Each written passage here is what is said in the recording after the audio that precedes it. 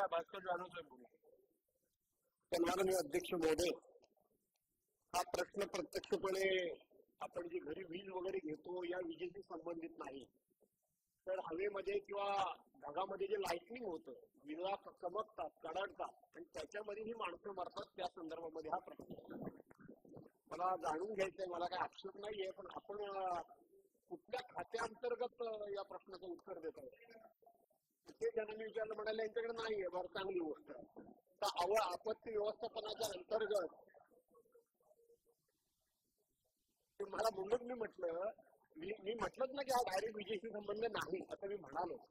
मुद्दा असा आहे की याच्यामध्ये ज्या विजा वगैरे कडाडतात, आकाशामध्ये विजा चमकतात, की त्यातून ती वीज पडून माणसं मरतात, हा त्यातला खरा अर्थ, किंवा गुरढोरं पण मारतात.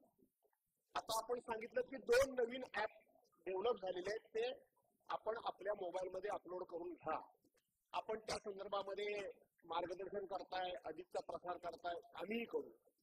परंतु अशा पद्धतीचं नुकसान भरपाई झाली, कोणी अपंग झाला, कोणी मृत्यू पावला, की साधारणपणे गोपीनाथराव मुंडे आपण त्या मदत अपघात विमा योजनेअंतर्गत त्याला आपण मदत करतो, याशिवाय दुसरी मदत करायला याच्यामध्ये काही मार्ग दुसरा नाही.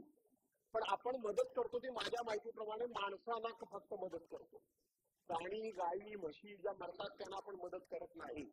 आणि म्हणून ज्या वेळेला ही योजना, मदत योजना सुरू झाली, त्यावेळेला 2 लाख रुपये मदत आपण करत होतो. त्याला आता बरीच वर्ष झाली. तर आपण ही मदतीची रक्कम वाढवाल का?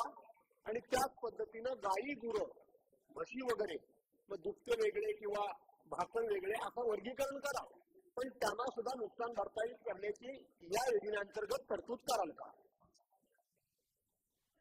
म्हणजे अध्यक्ष महोदय, खरं म्हणजे ही जी आपत्ती आहे, आपत्तीमध्ये जे सगळे निकष दिलेले आहेत त्यामध्ये पूर्वी केंद्राकडून किंवा राज्याकडून या वीज पडून जे माणसं मरतात, शेतमजूर त्याचा कुठे उल्लेख या ठिकाणी नव्हता, तर त्याला मदत मिळत नव्हती. 2017 मध्ये आपण या ठिकाणी संदर्भामध्ये जी आर काढला आणि त्यानंतर मग याला मदत मिळायला सुरुवात झाली. पण आता आपण ती वाढवून त्यावेळेपेक्षा आता मृत व्यक्ती असेल तर त्याला आपण 4 लाख रुपये देतो. गंभीर आजारी असेल, गंभीर दुखापत झाली असेल, ट्रीटमेंट असेल तर त्याला आपण 2.5 लाख रुपये या ठिकाणी देतो.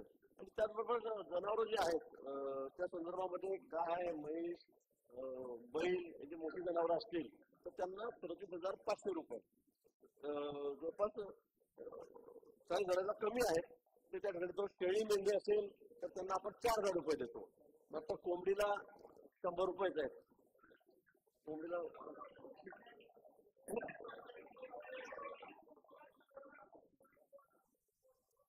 मला कोंबडी मी खात नाही, त्यामुळे मला माहित नाही कोंबडीचे भाव काय आहेत काय नाही.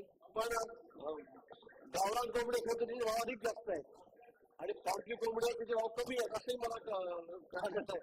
त्यामुळे निश्चित कोंबडीचे भाव वाढवण्याच्या संदर्भामध्ये याविषयी आम्ही गांभीर्याने विचार करू. पण या संदर्भामध्ये मला वाटतं 4 लाख रुपये जे आपण इतर ठिकाणी आपत्ती येते त्यावेळेला जे असते त्याची यातही आहे, 4 लाख रुपये आपण त्या ठिकाणी देतो, मृत्यूवस्तीच्या नातेवाईकांना देतो. दानवे साहेब बोला. अध्यक्ष महोदय,